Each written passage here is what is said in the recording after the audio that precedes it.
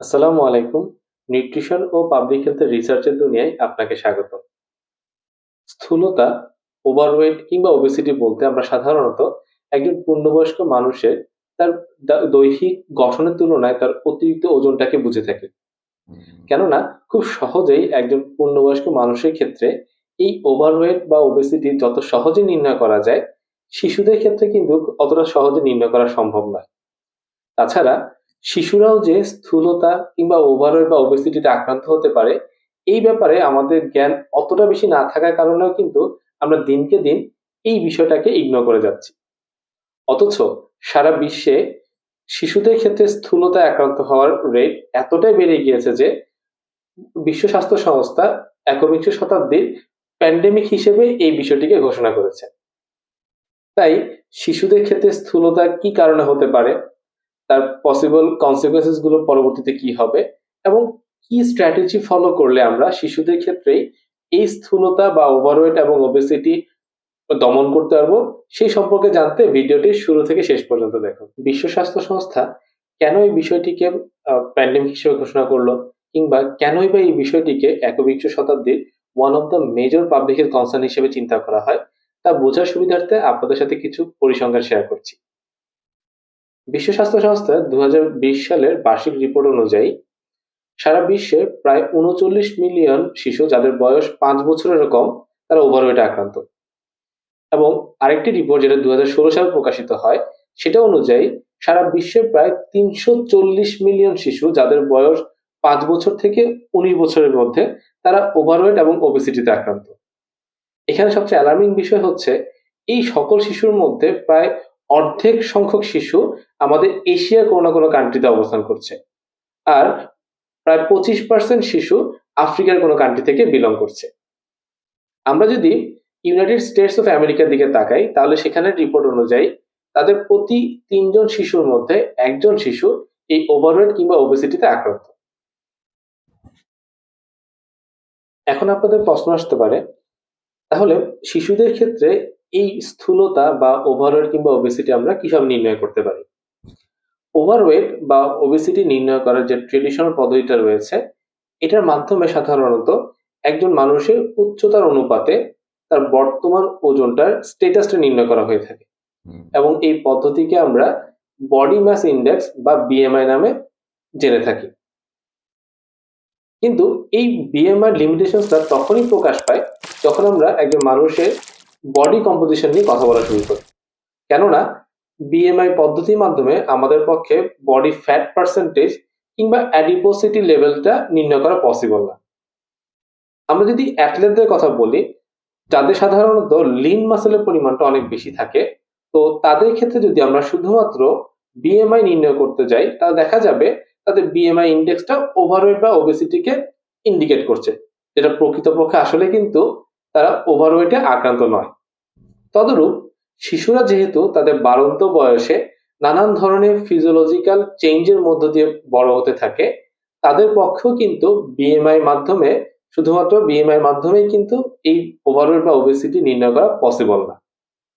এই কথা বিবেচনায় রেখে বিশ্ব স্বাস্থ্য সংস্থা 0 থেকে 5 বছর বয়সী শিশুদের জন্য WHO গ্রোথ স্ট্যান্ডার্ড এবং 5 বছর থেকে 19 বছর বয়সী শিশুদের জন্য WHO গ্রোথ রেফারেন্স নামে নতুন দুটি টুল ডেভেলপ করে এবং তা প্রকাশ করে।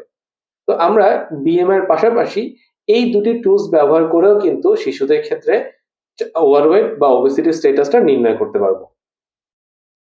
যেহেতু স্থূলতা, ওভারওয়েট বা ওবেসিটি মূলত ওয়েট গেইন এবং বডি ফ্যাট পার্সেন্টেজ বা অ্যাডিপোসিটির সাথে রিলেটেড, তাই যে সকল ফ্যাক্টরস বডির ওয়েট গেইন করতে সাহায্য করে কিংবা বডি ফ্যাট পার্সেন্টেজকে বৃদ্ধি করে দেয়, সেই সকল ফ্যাক্টরস গুলো মূলত ওভারওয়েট বা ওবেসিটির জন্য মূলত দায়ী।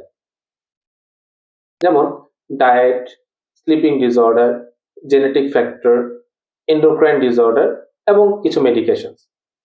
যদি আমি স্পেসিফিক ভাবে বলি, প্রয়োজনের চেয়ে অতিরিক্ত ক্যালোরি গ্রহণ করা, মিষ্টি জাতীয় স্ন্যাক্স গ্রহণ করা, অতিরিক্ত সফট ড্রিঙ্কস বা কোমল পানীয় গ্রহণ করা, কিংবা অতিরিক্ত ফাস্টফুড গ্রহণ করার কারণে কিন্তু ওয়েট গেইন বা বডি ফ্যাট পার্সেন্টেজটা বৃদ্ধি পেতে পারে। যদিও বিভিন্ন গবেষণা বলছে মাত্র 1% শিশুর ক্ষেত্রে জেনেটিক ফ্যাক্টর এবং এন্ডোক্রাইন ডিসঅর্ডার এই ওবেসিটি বা ওভারওয়েটের জন্য দায়ী। তারা মূলত ডায়েট, কিছু মেডিকেশনস এবং স্লিপিং ডিসঅর্ডারকেই মূলত দায়ী করছে শিশুদের ক্ষেত্রে ওভারওয়েট এবং ওবেসিটির জন্য। স্লিপিং ডিসঅর্ডার বা প্রয়োজনের তুলনায় কম ঘুমানো কিংবা যদি স্লিপিং কোয়ালিটিটা ভালো না হয় তাহলে কিন্তু ওয়েট গেইন হতে পারে। কারণ আমরা জানি স্লিপিং হ্যাবিটের সাথে ইনসুলিন সেন্সিটিভিটির সম্পর্ক রয়েছে।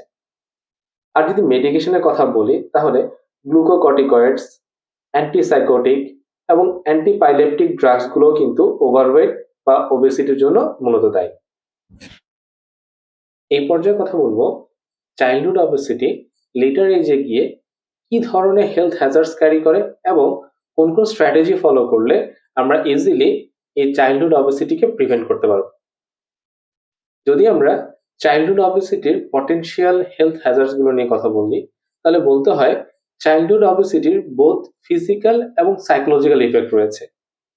ফিজিক্যাল ইফেক্টগুলোর মধ্যে একজন শিশু যদি তার আর্লি স্টেজে ওভারওয়েট বা ওবেসিটিতে আক্রান্ত হয়ে যায় তাহলে তার পরবর্তী জীবনে তার জন্য type 2 diabetes, hypertension, cardiovascular disease মতো ইত্যাদি নানান ধরনের নন কমিউনিকেবল ডিজিজে আক্রান্ত হওয়ার সম্ভাবনা অনেক বেড়ে যায়। বিশেষ করে যদি মেয়েদের কথা বলতে হয়, যে সকল মেয়ে শিশু তার শৈশবে ওভারওয়েট বা ওবেসিটিতে আক্রান্ত হয় তাদের কিন্তু লেটার এজে গিয়ে পলিসিস্টিক ওভারিয়ান সিনড্রোম এবং ইররেগুলার মেনস্ট্রুয়াল পিরিয়ডের মতো সমস্যায় আক্রান্ত হওয়ার সম্ভাবনা থাকে। পাশাপাশি অতিরিক্ত ওজনের কারণে আমাদের স্পাইন বা আপার এক্সট্রিমিটি স্টেজে আমাদের অনেক ফ্র্যাকচার হতে পারে।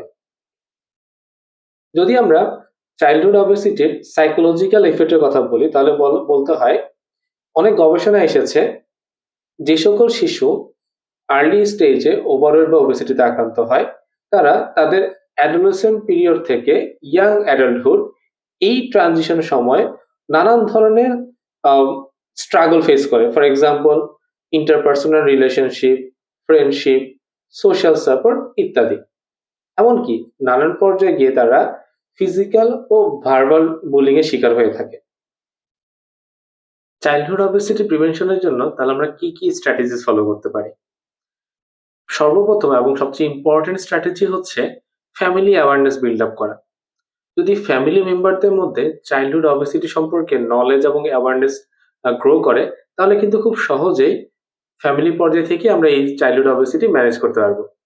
যেমন শিশুকে প্রয়োজনের চেয়ে অতিরিক্ত খাবার খেতে না দেওয়া, চিনি বা মিষ্টি জাতীয় খাবারের প্রতি নিরুৎসাহিত করা এবং সফট ড্রিঙ্কস ও ফাস্টফুডের মতো আইটেমগুলোকে অ্যাভয়েড করা। পাশাপাশি যদি আমরা শিশুদেরকে শিশু বয়স থেকে ফিজিক্যাল অ্যাক্টিভিটিস এবং শারীরিক খেলাধুলার প্রতি যদি উৎসাহিত করতে পারি তাহলে কিন্তু খুব সহজেই আমরা এই চাইল্ডহুড ওবেসিটিটাকে প্রিভেন্ট করতে পারবো। সো আজকে যা নিয়ে আলোচনা হলো, চাইল্ডহুড ওবেসিটি একটি একবিংশ শতাব্দীর প্যান্ডেমিক ও one of the major public health concerns.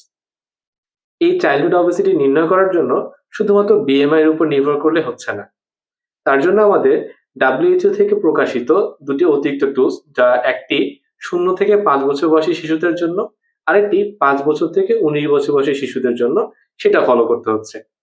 পাশাপাশি আমরা জানতে পেরেছি মেডিকেশনস, জেনেটিক ফ্যাক্টর, ডায়েট এবং স্লিপিং ডিসঅর্ডার হচ্ছে চাইল্ডহুড ওবেসিটির জন্য অন্যতম দায়ী। আর আমরা যদি খুব সহজেই চাইল্ডহুড ওবেসিটিকে প্রিভেন্ট করতে চাই তাহলে পারিবারিক পর্যায় থেকে আমাদেরকে এগিয়ে আসতে হবে। সো আজকে এই পর্যন্তই।